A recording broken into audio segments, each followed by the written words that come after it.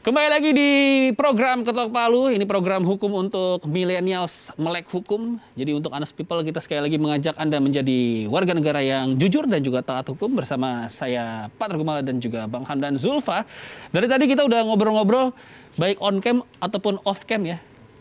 Yang off cam jelas agak lebih realistis tadi ya Bang. Kita ngobrol-ngobrol Bang. Dari persoalan pangan, gula, sampai ada yang namanya mafia pangan guys. Mafia pangan, pangan aja ada mafianya.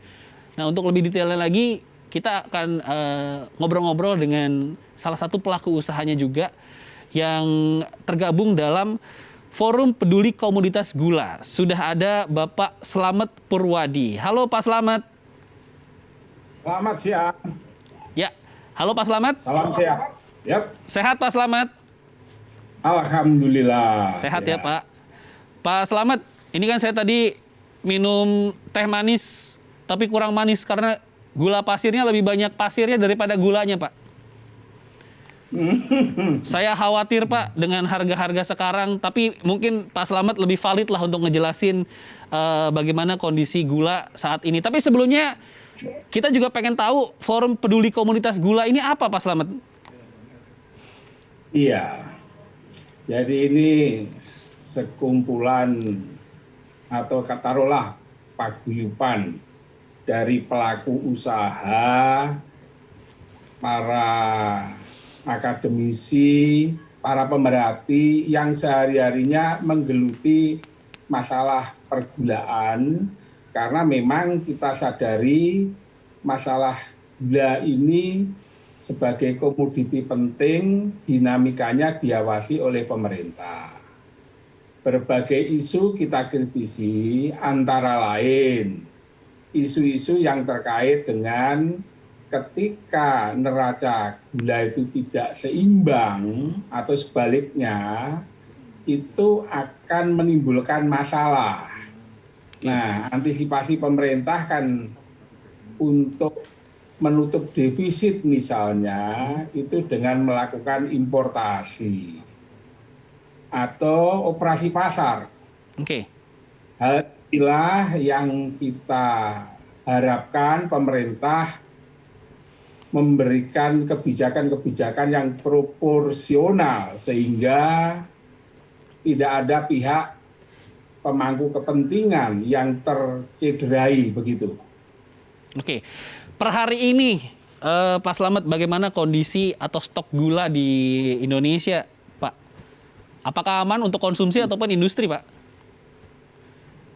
Begini, yang kami ketahui sebagai sebuah forum yang mengikuti perkembangan, itu setiap akhir tahun ada kalkulasi dan verifikasi tentang seberapa banyak capaian produksi gula dalam negeri untuk kepentingan gula konsumsi.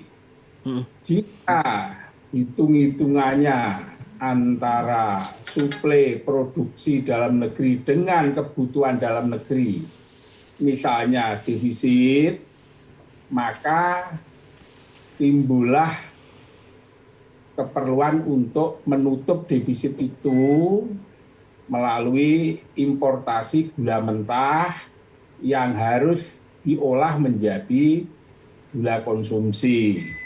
Setahu saya hitung-hitungan itu sudah sangat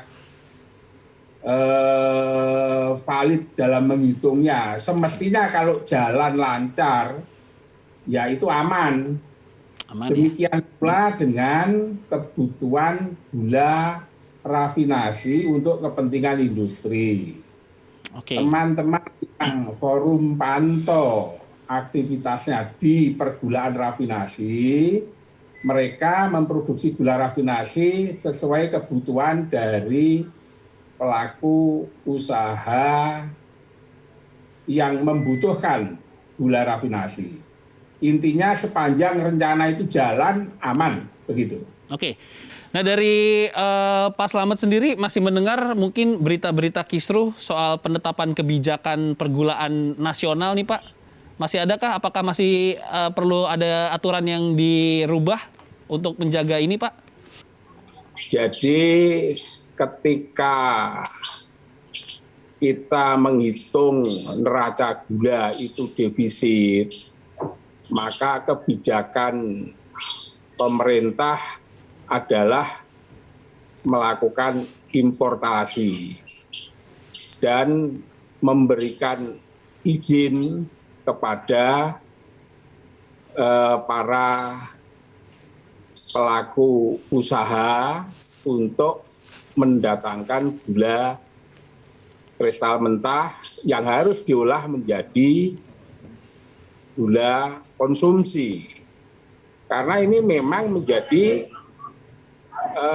kewajiban dan tugas pemerintah untuk memenuhi kepentingan harga dari kepentingan produksi gula yang diperlukan oleh konsumen gula konsumsi. Nah, adanya ramenya permasalahan karena masing-masing pihak punya kepentingan.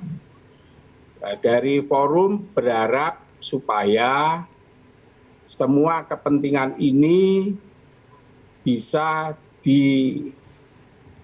diakomodir dengan cara mengeluarkan kebijakan yang cermat dan terkendali. Saya pikir impor memang masih harus, karena untuk swasembada itu diperlukan waktu yang cukup panjang dan usaha yang masih banyak serta konsisten. Sementara kepentingan untuk konsumsi gula itu sudah harus dipenuhi saat-saat ini gitu. Demikian. Oke. Yang bisa kami sampaikan. Ya, saya ada pertanyaan terakhir nih untuk Pak Slamet selaku koordinator Forum Peduli Komunitas Gula.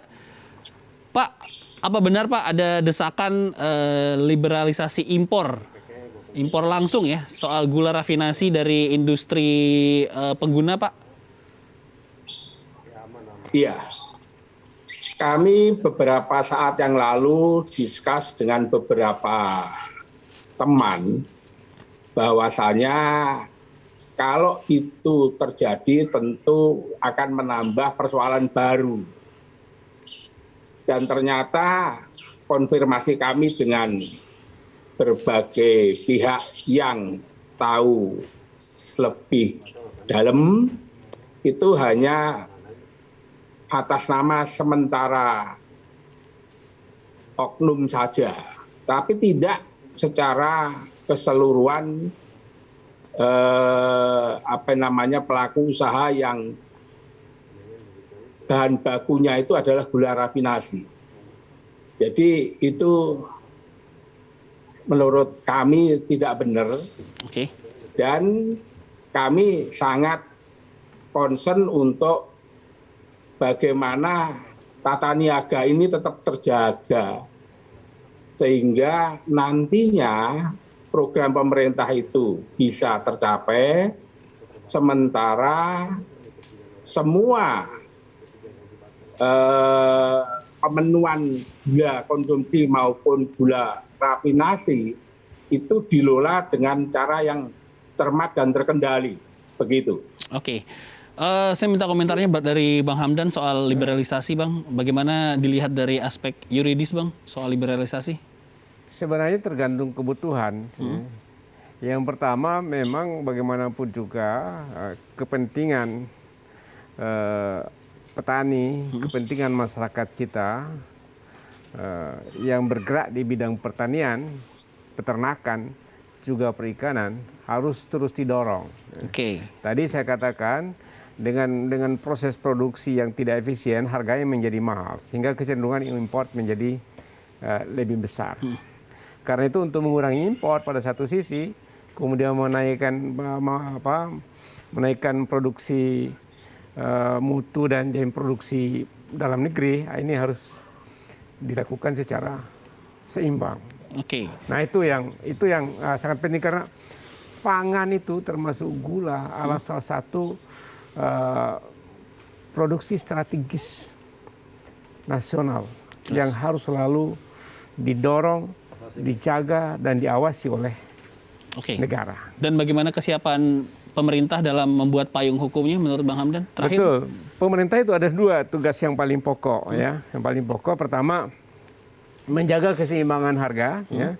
Dalam kaitan itu melakukan impor kalau memang tidak ada produksi dalam negeri, dan untuk menstabilkan harga pada suatu saat harus lakukan impor. Kemudian mendorong produksi pertanian, peternakan dan lain dalam negeri, produksi pangan itu dengan baik ya.